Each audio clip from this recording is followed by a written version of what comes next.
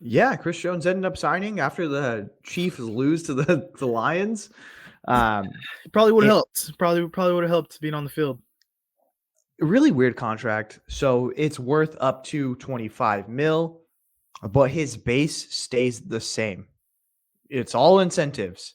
So they really did drive a hard bargain with Chris.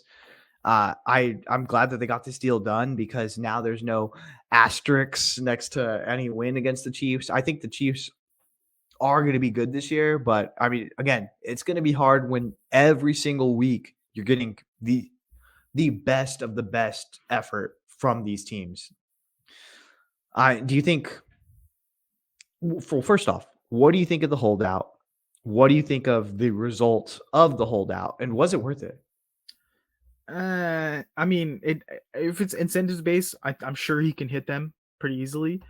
But we couldn't come up with this a week ago. Like, if we were gonna do incentive based, this could have been solved sooner and probably could have won that Detroit game. And Yeah, that could affect you way later down the line. I mean, Chiefs can go off and rattle probably 14 wins in a row and not be affected by this, but with Travis Kelsey being banged up, the receiving core looking straight garbage. I mean every win counts in the NFL, and your star players got to play.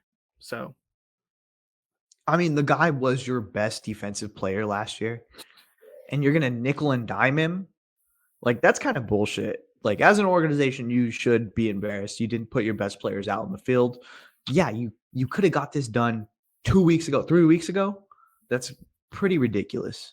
that's like I think a theme though with this Chiefs organization where like they're so good that I feel like they tend to coast sometimes, and then they bring the urgency like later on, and they're like, okay, we're really good, so we'll just win now, and it's paid off for them.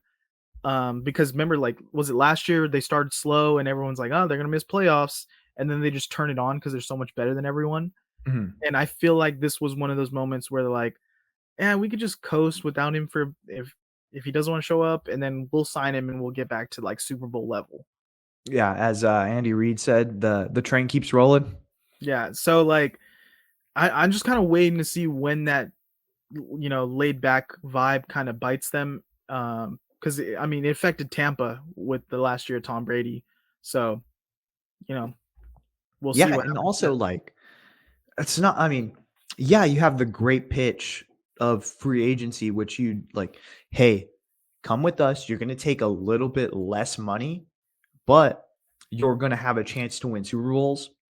But it doesn't really help the guys that you draft and you're like, "All right, cool. Like, let's go ahead and do this. If your name's not Travis Kelsey or Patrick Mahomes, we're not gonna pay you. We're not gonna pay you market value." So it doesn't send a great message. I'm gonna be completely honest. Yeah, well, I mean, we'll see. We just got to get into our last topic. We're kind of going long on time here. So much happened week one, It was a but hefty week 1.